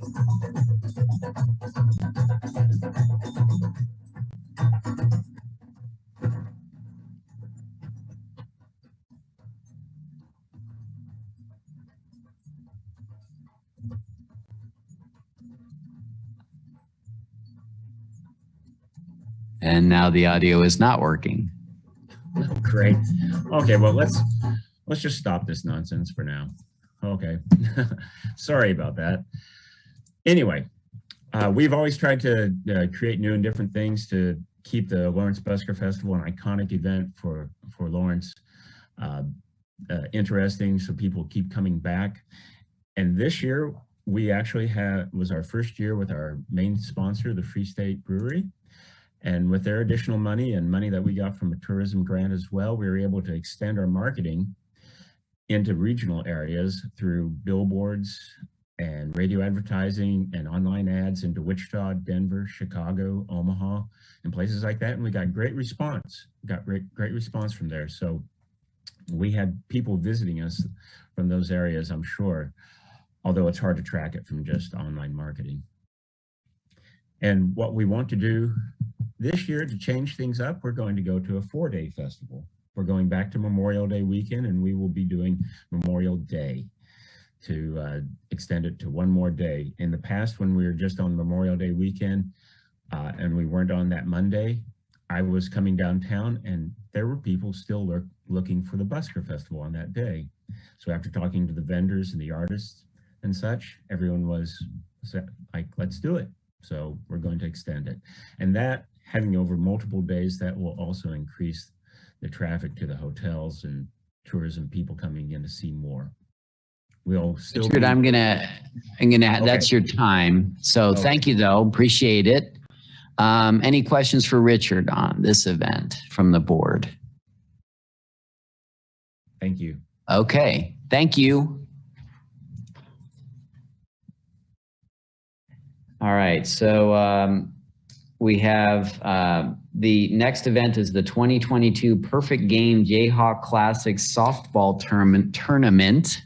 Easy for me to say. And Angel is here. Hi, Angel. Hello, Porter. Welcome. And you have 3 minutes. And if you'd like to share your screen, you may. And I'll let you take it from there. Awesome. I won't be sharing my screen. I just wanted to provide some updates as it relates to who we are as an organization. I would like to start by commending you for all the information, the transparency, and the consistency. You and your team have been awesome during this process. We run a significant amount of events across our great country and throughout the world.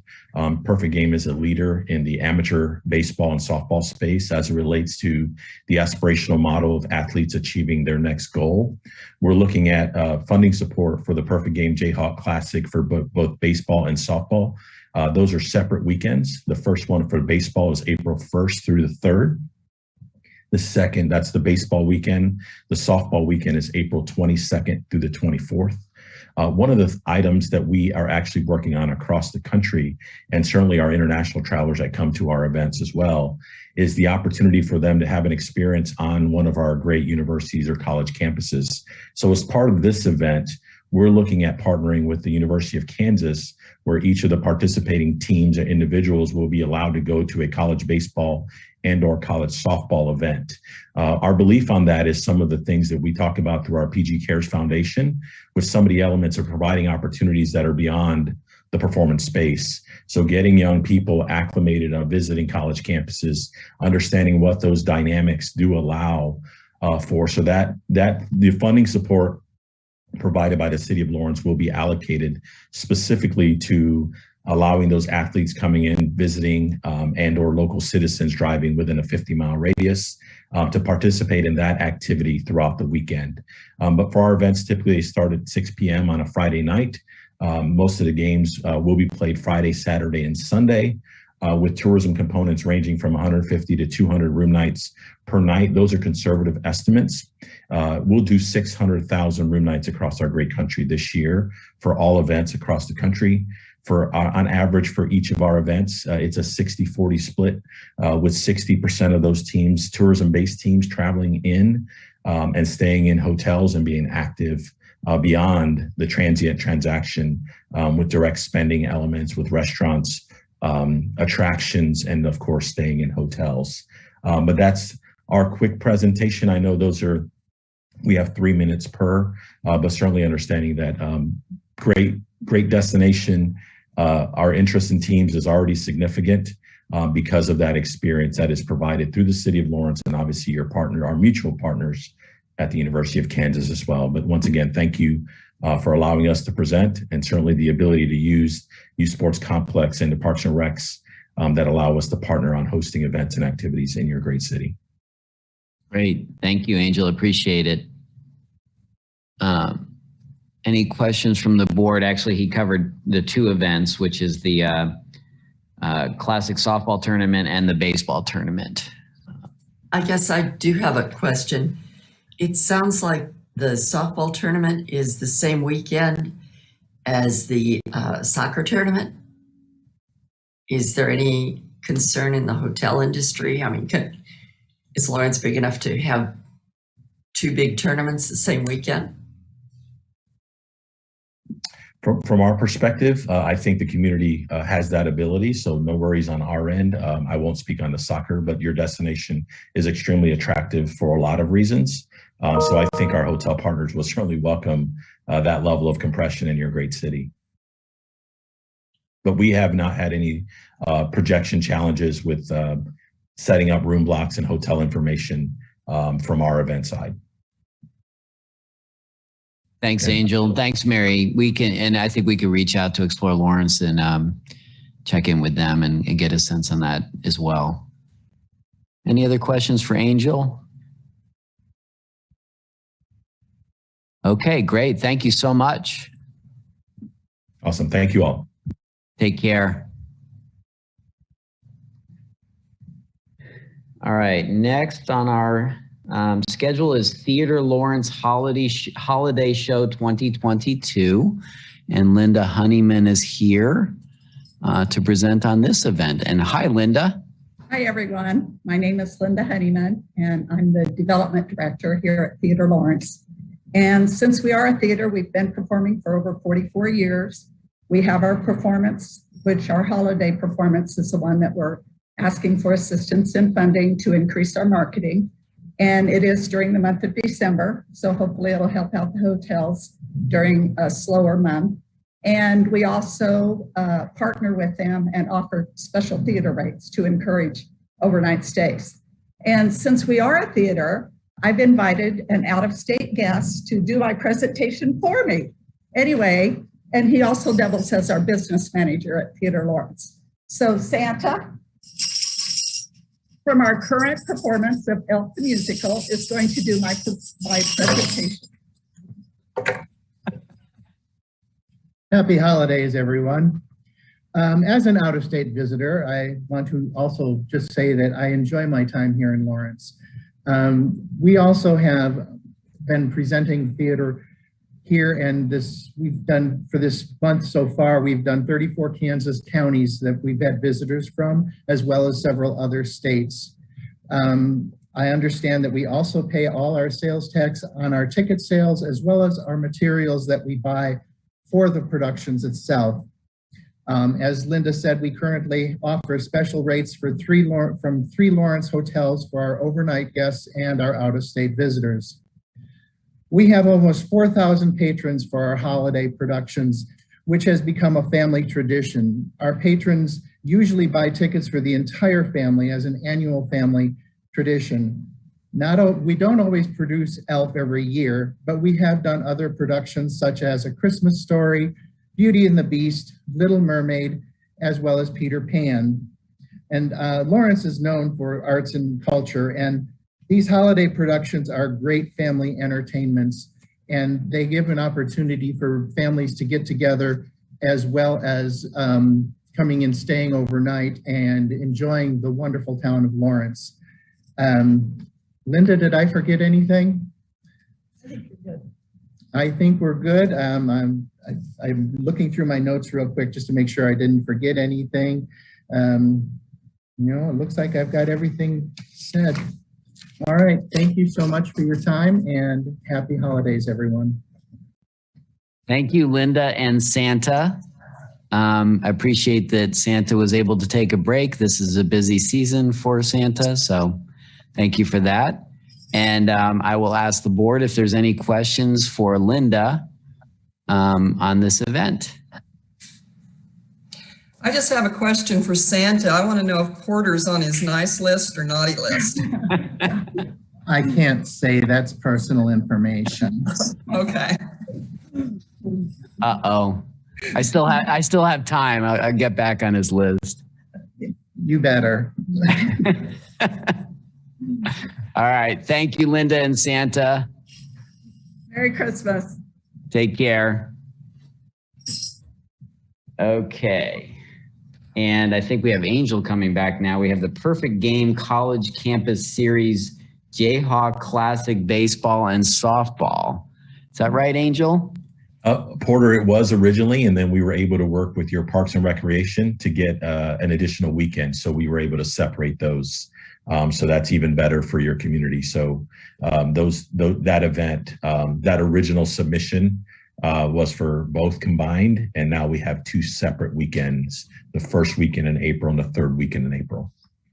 Okay, so the two that you presented earlier are what? So wait a minute. So we need to scratch off this one. That is correct. Okay, thank you. Sorry, I didn't understand that at the time. That's great. That's why we do this. Thank you, Angel. I appreciate it. No worries. Thank you. Okay, so that takes us to, I'll tell you what, I think I saw Fally on here. Fally, if you're available, we have a break scheduled on our schedule, but if you're available and are ready, we can let you present. I am. Okay, So wonderful. I have Welcome. to screen share. Hi, everybody. Thank you. I have to screen share with my Okay. PowerPoint presentation. Go ahead. Okay. So we'll see if this goes well. Can everybody see my screen? Yes, and if Okay. you want to hit presentation, then right now we're seeing it in editing view. Yeah. Oh, it'll be. Is this okay? So now it's all black. You Okay. got it. And just before I start, I just want everybody to know that I took every single photo you're about to see, and that's relevant because it shows the dedication I have to this specific cause. Okay, I'm starting now. Earlier this year, my partner drove me to South Park to kick off the Pride Parade, and I was expecting to see about 200 people, and instead I saw more than 2,000. And there's one thing that's been clear over the last year, the need for pride. Hold on a second. My thing's skipping. Here we go. The need for pride and a celebration of queer culture has grown. We have weekly drag shows that have outgrown their venue. We have a pride celebration in June that has also outgrown its venue and resources, and we have to make sure that Lawrence is able to sustain LGBT culture as much as possible. And if you stopped by the Watkins recently, they have an entire section up on the history of Pride, but it essentially kind of stopped in the early 2000s, leaving a big gap until I Heart Local Music came along and started providing a parade and party, and that started in 2017. Since then, I've been exhausting myself kind of following the drag shows in Lawrence every single weekend. I've gone every single week since they reopened, and they're like nowhere else.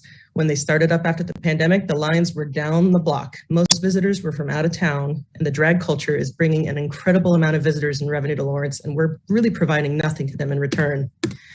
We also have title holders. Miss Amanda Love, the current host of the weekly drag shows, is the reigning Miss Gay Kansas, United States. Nova Kenda Mornay, the King of Lawrence, is Mr. Salt City. Frequent performer Sasha May Carmichael is the current reigning Miss XY. We are surrounded by royalty. We've also seen our drag performers get endless press, both in newspapers and more recently a huge spread in Lawrence Magazine via yours truly. Our Pride celebration is also featured in Lawrence's tourism guide via Explore Lawrence, which gets sent out everywhere. During the pandemic, when everything shut down, we went live with our Pride celebration from the bottleneck, and this garnered us an award for Best Virtual Event. Earlier this year, we gained some more press when a contestant from RuPaul's Drag Race flew into town to help raise money for House of McCoy, which provides housing and services to trans youth, which, by the way, our Pride event aims to raise money for this year. And that's just the tip of the iceberg. I Heart Local Music has consistently made sure to put queer and trans artists in the spotlight, elevating their work and artistry. And I just finished my top 10 list of best shows for the year. And I went and looked at it, and half the artists on the list are trans. And that's perhaps what was the most overwhelming detail of our Pride in 2021. Our attendees were mostly trans youth and their families. Last year, more than half of all transgender and non-binary youth in the United States considered suicide. That number is not only staggering, it is heartbreaking. Events like Pride could potentially save lives, and it shows that we're a community of strength, support, and love. And we even have one drag performer who plans on getting married at Pride next year. That's a big secret. Imagine what message we can send to the masses.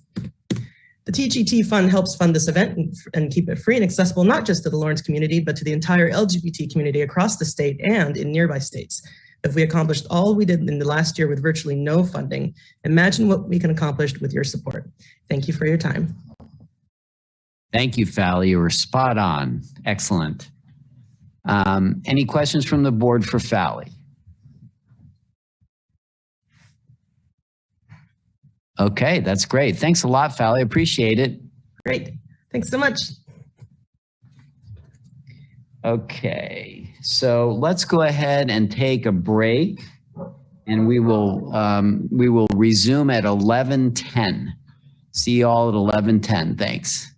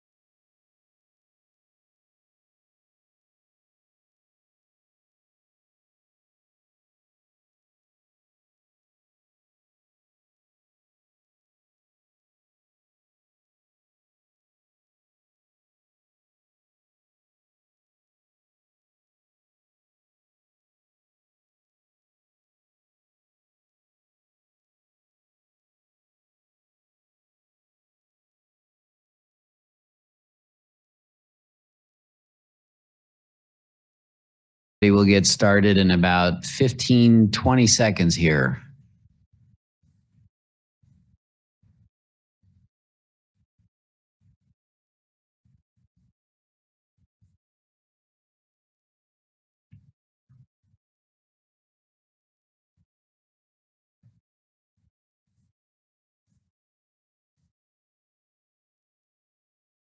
Okay, welcome back, everybody.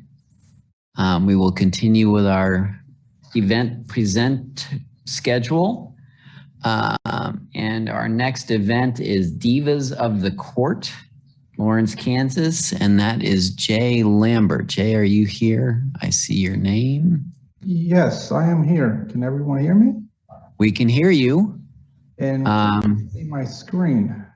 Yes, you may. We don't see it yet, but go ahead and share your screen. And once we get everything set up, I will give you 3 minutes. Do you see my screen now? Should be a map of the United States. We see it. Okay, perfect. Thank you and happy holidays to everyone. Thank you for your time this morning. My name is Jay Lambert of Big Time Hoops. Big Time Hoops has been in existence since 2011, hosting youth basketball tournaments. We started in the Mid-Atlantic area in 2011. We have hosted our first event at the Pavilion last year, which was the Circuit of Champions, but we're here to talk about the Divas. The Divas of the Court will be a new offering. This will be the first annual offering, and this will be a girls-only event. We will showcase ages 9 through 18, and that will be the weekend of July 16th through the 17th. What we're trying to do is market this in association with another 5 Divas of the Courts that are spread throughout the United States. So we would like to have a true circuit where teams go from Kentucky to Texas to Kansas for their travel needs for 2022. What Big Time Hoops has offered is always a safe, professionally ran event with top tier teams from across the United States. That's all I have for Divas of the Court. Are there any questions? Thank you, Jay. I'm going to stop your screen share here. Okay. Any questions from the board on this event?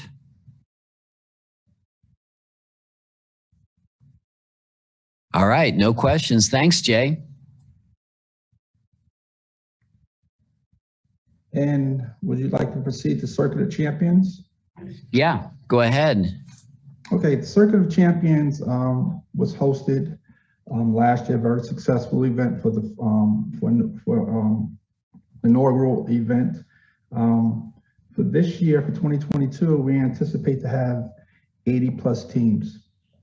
And we anticipate at least 60 teams will be out of state, and we should generate about 200 plus rooms within the Lawrence area. We normally have Baller TV that live streams and records all games. The age that we're hosting 9U through 18U, but we'll have a heavier focus this year on 9U to 14U because they generate greater revenue for the surrounding areas. So we're trying to leverage hopefully your marketing dollars to have a campaign specific for the Circuit of Champions in Kansas. The Circuit of Champions is in 14 other states. Just like Divas of the Court, we push our teams that are within our systems to support the other circuits in the other 14 states. So what we're trying to do is create a campaign exclusive just for the circuit of within Lawrence, Kansas.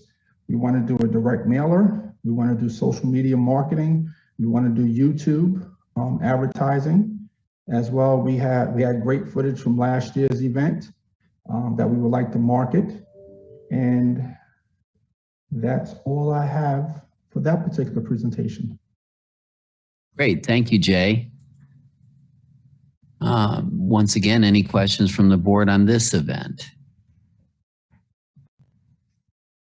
Okay. Thanks, Jay. Appreciate your time and thanks for your presentations. Thank you. Take care. Okay. Next on the schedule is the UA Future Mid-America. Rafi.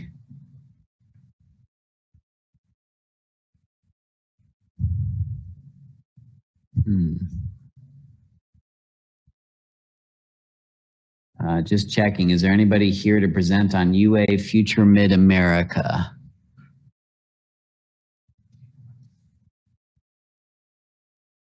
Okay, not seeing anybody for that, so we'll hold that one. The next event is the Celtic Roots Festival. Celtic. There's Brendan. Sorry, Gary. It is Celtic. Celtic. Thank you. I should have known that. Thank you. Well, thank you for having me. And I am not going to be talking during this slideshow, so I'm going to share my screen now, and I'll be with you guys at the end for questions. Sounds good. Thanks.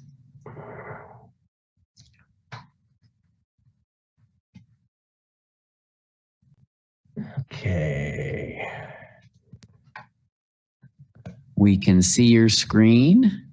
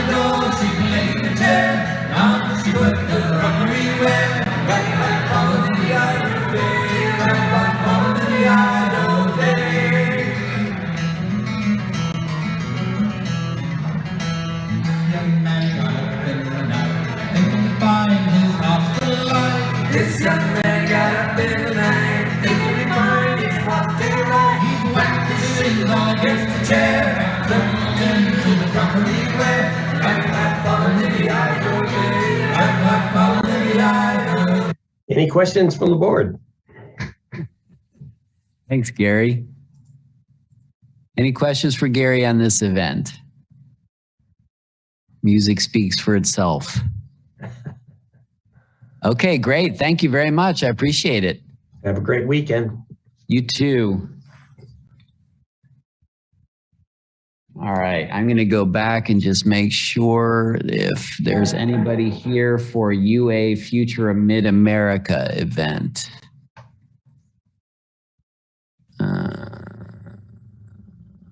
Not seeing anybody on that. Okay.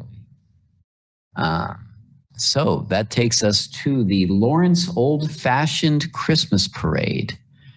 And I know I saw Marty.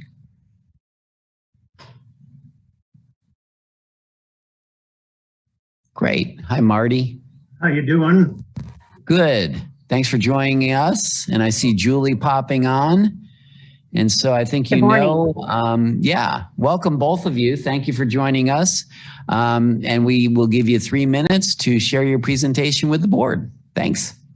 Thank you, TGT Grant Committee, for giving us funds for this year. December 4th, Saturday, which is a couple weeks ago, we had a great parade downtown Lawrence. It was our 28th year on this parade. We had 54 wagons and buggies, surge, stagecoach, and even a prison wagon with elves in it. It was quite the event. There was 12 riding groups, 160 plus horses, 24 to 30 mules. We did not have any incidents this year, luckily. We had a huge crowd downtown and also along the parade route. We had good reports from our entries that they really enjoyed seeing people out in their yards partying and enjoying our parade. We filled up 70 hotel rooms with just our entries, and we know that there was a full Country Inn and Suites was completely full. So they brought their friends and family along with entries and friends of family. Julie DeYoung will now tell you about our ad and media program. Thanks, Marty. Yeah, we were able to use the TGT grant funds to aggressively promote the parade this year. After having a year off, we wanted to be sure that both our entries and people wishing to attend were aware that the parade would be back in 2021. So we had an extensive campaign targeting equine and rural publications to let potential participants know, as well as those that would love to attend a horse event that may be on their bucket event to attend the Christmas parade.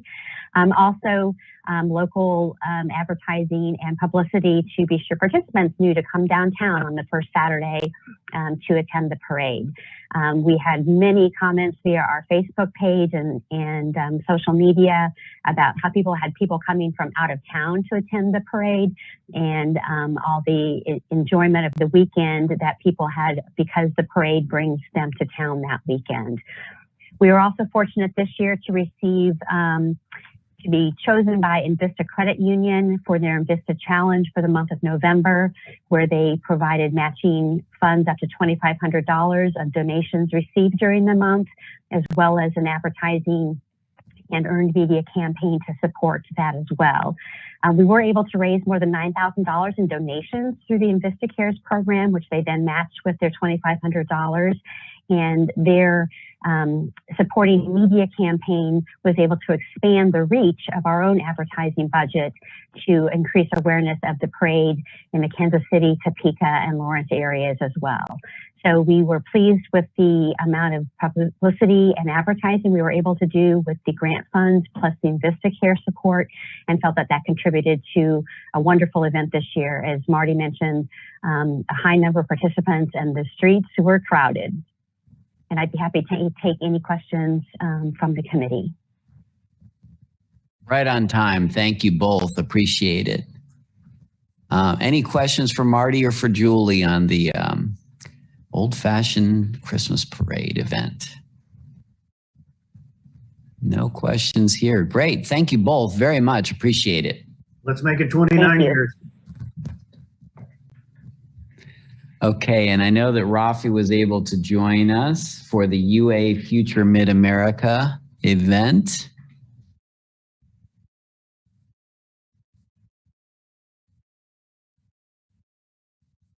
There we go. Great, welcome. Awesome, thank you for having me. And so, yeah, you may share your screen if you'd like to, or you can present, and you have 3 minutes.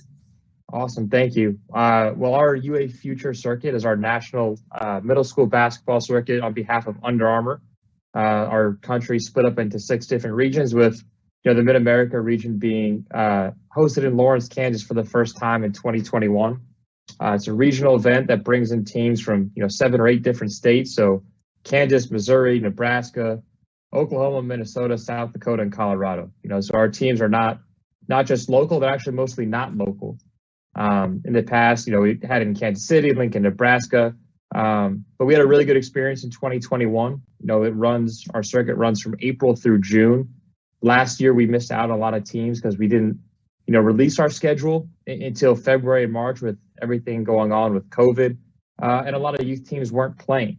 This year we're able to release our schedule in October, so we expect the number of teams to grow. So last year alone, in terms of people booking through us, we did 179 hotel room nights for just a Saturday, Sunday event, and we think that will grow, hopefully by 15 to 20% for this year. And we like to kind of have, an anchored home for each of our regions. Lawrence was really, really good in year one. If it continues to go well, we'd like to have that be the permanent home for the Mid-America region. For the money, it would allow us, because our teams are coming from out of town, it would allow us to discount some of these teams and increase sales in terms of their entry fees for the tournaments. And it would allow us to also increase our social media and digital content budget to help advertise the event beforehand, but also to put out high-level content during the event and after the fact to help promote the sports pavilion in Lawrence. And we'd be able to tag that to our entire Under Armour Future Middle School circuit social media following as well. Great, thank you very much. Any questions on this event from the board? Okay, great. Thanks, Rafi. Appreciate it. Awesome. Thank you. Take care.